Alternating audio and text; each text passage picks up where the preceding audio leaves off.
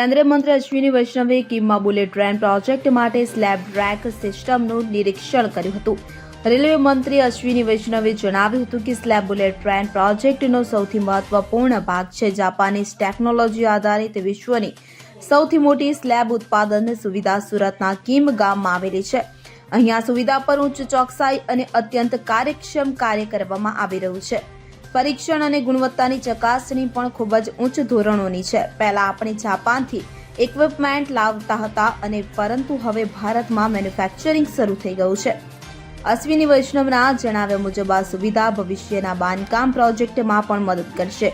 ભારતનો પ્રથમ bullet train project Mumbai Ahmedabad high speed rail project Gujarat અને મહારાષ્ટ્રને જોડશે.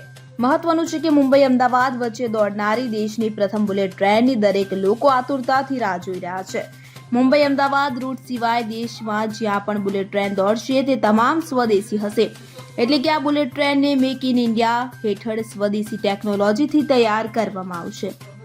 Bureau report CN24 news.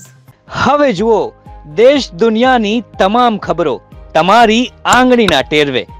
ઉઠાવો મોબાઈલ અને Google Play Store પરથી ડાઉનલોડ કરો અમારી CN24 ન્યૂઝ મોબાઈલ એપ.